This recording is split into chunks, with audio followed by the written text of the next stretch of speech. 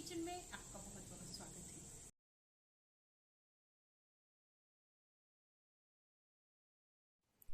दिवाली के त्योहार के लिए मैंने फ्रेंड्स बहुत ही सुंदर मटरी बॉल्स बनाई है और इसी के साथ में मैंने मसाला काजू भी बनाए हैं।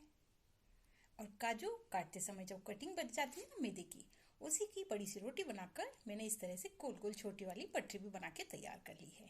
तो बस एक बार मैंने मैदे को गूथा और उसमें मेरे 3 तरह के नमकीन स्नैक्स बनके तैयार हो गए। सबसे ज़्यादा मज़ा मुझे इसको बनाने में आया। इतनी सुंदर ये मटरी बॉल बनी है, एकदम खस्ता परतदार।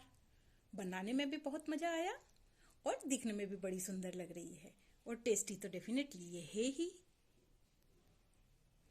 उसी के साथ काजू भी बहुत ही बढ़िया खस्ता बनके तैयार हुए हैं और दिखने में ये बहुत ही सुंदर लगते हैं, बच्चे बहुत पसंद करते हैं। और ये मटरी तो ऑल टाइम है फ्रेंड्स, सभी लोग अपने घरों में बना ही लेते हैं, तो ये तो बहुत आसान सी रेसिपी है। तो मुझे ये सब बनाने में बहुत मज़ा आया, खाने में बहुत टेस्टी बनी है। आप मुझे बताइए कि इन तीनों में से आपके फेवरेट कौन सी है। तो आइए जल्दी से इस मज़ेदार रेसिपी को बना लेते हैं।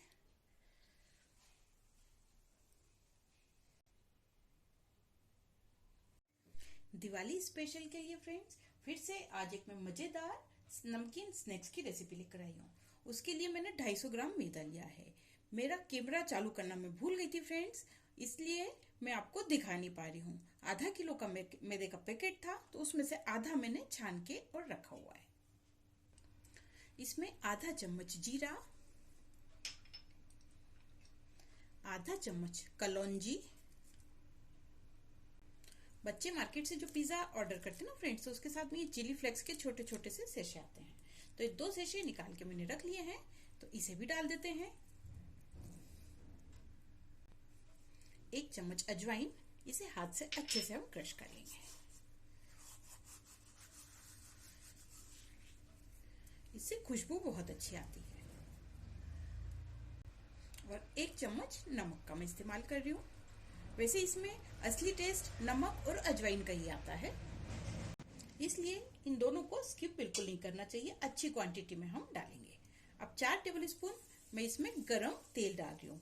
गैस पर मैंने जो गरम करने के लिए रख ही दिया था, तो ये गरम तेल डालेंगे ना तो ये बहुत बढ़िया खस्ता नमकीन बन के तैयार होगा। घर में तो हम वैसे भी बहुत सारे तरह से खुरमा और जो जो नए नए शेप में बनाते रहते हैं, आज मैं और डिफरेंट शेप में नमकीन बनाना बता रही हूँ। अभी तेल बहुत गर्म है, तो चम्मच से हम इसमें अच्छे से मिक्स कर लेंगे। अब हाथ से इसे बहुत अच्छे से हम मोइन को इस तरह से मसल मसल के पूरा मिक्स कर लेंगे, ताकि सारे मसाले भी अच्छे से मिक्स हो जाएंगे और जो हमने तेल डाला है वो भी अच्छे से पूरे मैदे में लग जाएगा। ये सबसे इंपॉर्टेंट होता है फ्रेंड्स, क्योंकि पानी डालेंगे तो कहीं ऑयल ठीक से लगा है, कहीं नहीं लगा है, तो इस तरह से जरूर हाथ से इस तरह से हम रब कर लेंगे। इस तरह से अच्छे से मसल मसल कर मैंने इसको मिक्स कर लिया है, देखिएगा। और अब हम अगर इसकी मुट्ठी बांधे ना फ्रेंड्स, तो इस तरह से मुट्ठी बंध जानी चाहिए, मतलब मोइन हमारा प्रॉपर होना चाहिए, तभी हमारा कोई भी नमकीन बढ़िया खस्ता बन के तैयार होता है। अब थोड़ा थोड़ा पानी डालेंगे और इसका हम सख्त आटा गूंथ के तैयार करेंगे। इस नमकीन के लिए हमें एकदम टाइट आटा चाहिए, ताकि वो आखिरी में भी तलने के बाद में बिल्कुल क्रिस्पी बना रहे। ज्यादा पानी नहीं डालेंगे, थोड़ा थोड़ा डालते जाएंगे और इसे हम अच्छे से गूंथ लेंगे। आटे को मैंने गूंथ लिया और आप देख सकते हैं कि एकदम हमने इसे टाइट ही लगाया है।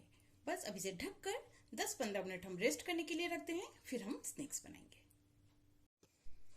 आटे ने अच्छे से रेस्ट कर लिया है। एक बार इसे अच्छे से हाथ से और मसल लेंगे। देखिए कितना बढ़िया चिकना हमारा मैदा हो गया है। अब इसकी हम छोटी छोटी लोई तोड़ेंगे फ्रेंड्स। हमें इसकी रोटियां बेलनी है, जैसे कि हम पतली पतली खाखरा या पापड़ रहता है ना, उस तरह से हमें इसकी रोटियां बेलना है।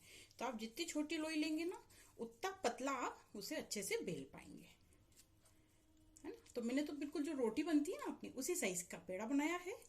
ऐसे ही पूरे आटे से हम लोई बना के तैयार कर लेंगे।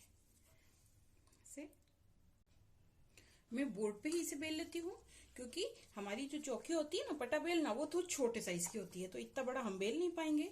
तो जितनी बड़ी हम इसको बेल पाए, और ना हम इसमें सूखा आटा लगा रहे हैं ना हम ऑयल लगा रहे हैं, क्योंकि ये अच्छे से हमने इसको टाइट गूंथ के रखा हुआ है।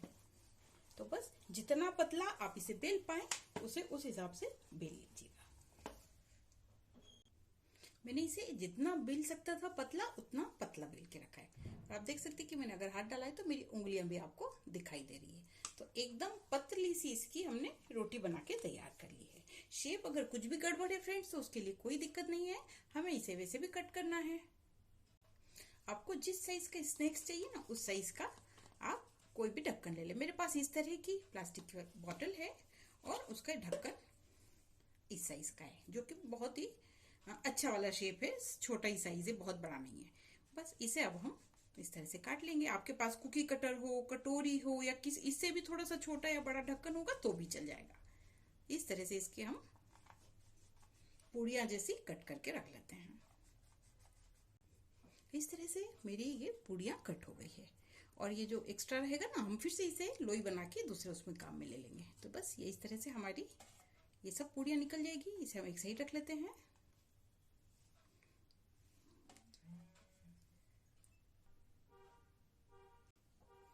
मैंने इतनी पूड़ी बेल के अभी तैयार की है फ्रेंड्स, आपको दिखाने के लिए। अब इसमें से एक को हम ऐसे उठाएंगे, बीच में थोड़ा सा पानी लगा देंगे, दूसरी इसके ऊपर रख देंगे, इस पे भी पानी लगा देंगे,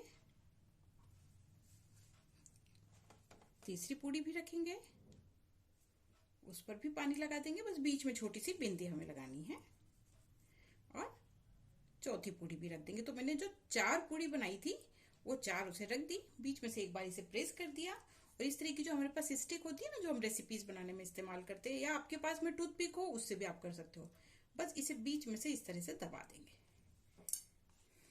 बस देखिएगा, ये जो दवाई है ना, इससे ये बीच में से चिपक जाएगी। बस ऐसे ही हम और बना के तैयार कर लेते हैं। जैसे ही लेंगे, फिर से बीच में पानी लगा के दूसरी पूड़ी ऐसी 4 रख देंगे। इस तरह से ये मैंने दूसरी भी तैयार कर ली। तो आप देख सकते हैं कि 4-4 पूड़ी को मैंने इस तरह से करके बीच में वो स्टिक से उसे अच्छे से प्रेस कर दिया है। तो फ्रेंड्स, आधा स्नैक्स तो हम इस तरह से बना के तैयार कर लेते हैं। और अब आटा बहुत सारा इकट्ठा हमारा गुथा हुआ है, तो एक शेप और बना लेते हैं। टेस्ट तो सेम ही रहेगा। इसके लिए मैंने एक मोटी लोई ली है फ्रेंड्स, जैसे कि हम मोटी रोटी या मोटी पराठा बनाते हैं ना, खूब परत वाला, वैसा बड़ा सा मैंने आटा लेके रखा है। इसे भी अब हम थोड़ा मोटा सा बेलेंगे, क्योंकि अब हम इससे काजू नमकीन बनाने वाले हैं। इसे भी मैंने अच्छे से बेल लिया, और इसकी थिकनेस आप देख सकते हैं। थोड़ा हमने मोटा ही रखा है, क्योंकि जब काजू फ्राई होंगे ना तो अच्छे से फूलेंगे। और इसे कट करना भी बहुत आसान है। कोई भी बॉटल, उसका इस तरह से छोटा वाला जो कैप होता है ना, उसे आप ले लें, अच्छे से उसे धो लें, और उसको इस तरह से पूरा एक ही शेप से काटते चलेंगे। देखिए, इस तरह से इसका काजू वाला टेस्ट आ जाएगा। तो बस पूरी जो लाइन हमने करी है ना फ्रेंड्स, तो बस उसी लाइन को ऐसे खींचते जाएंगे, और इस तरह से ये हमारे काजू कट के तैयार होते चले जाएंगे। बच्चों को दे देंगे तो बच्चे ही बहुत आसानी से इस चीज को बना देंगे। तो हमारा एक ही तरह का आटा गूथा हुआ है, और ये इस तरह से हमारे काजू का हमने शेप बना लिया है, और वो भी इस ढक्कन से। तो अब थोड़ा जो मैदा है उससे मैं इस तरह से काजू तैयार कर लूंगी, और थोड़ी में मठरी बना के फिर मैं आपको बताती हूँ। दोनों तरह का नमकीन बेल के और तैयार करके मैंने रख लिया है। बच्चों ने भी हेल्प कर दी है फ्रेंड्स, देखिए, है ना मजेदार। और एक शेप हमने ये काजू वाला भी ले लिया है। तो बस अब हम इसे फ्राई करेंगे। गैस पर कढ़ाई में ऑयल गर्म होने के लिए रख दिया है। गैस की फ्लेम को बिल्कुल कम पर ही रखा था फ्रेंड्स, और मैंने ऑयल को गर्म कर लिया है। बहुत तेज हमें नहीं चाहिए, गुनगुना ही हमें चाहिए। अब एक एक करके हम मठरी को डाल देंगे। अब देख सकते हैं कितने हल्के से बबल्स आ रहे हैं, मतलब बिल्कुल हल्का ऑयल है टेम्परेचर इसका। क्योंकि अगर ये हल्की उसमें चलेगी, टेम्परेचर में फ्राई होंगे ना, तो अंदर तक क्रिस्पी होंगे, और बहुत ही बढ़िया हमारा स्नैक्स बनके तैयार हो जाएगा। तो बहुत ज्यादा हम इसमें नहीं डालेंगे, बस जितनी जगह है उतना डाल लेते हैं। जितनी मठरी हमारी कढ़ाई में आ गई और तेल में अच्छे से डूब गई उतनी ही हमने इसे डाली है। अभी हम इसे बिल्कुल भी टच नहीं करेंगे, धीरे धीरे इसे अच्छे से कुक होने देंगे ताकि ये बढ़िया क्रिस्पी बनेगा। धीरे धीरे सारी मठरी इस तरह से तैर कर ऊपर आ गई है। अभी हम इसमें बड़ी कड़छी नहीं डालेंगे, किसी भी छोटे चम्मच से या फोर्क से इसे इस तरह से पलट देंगे।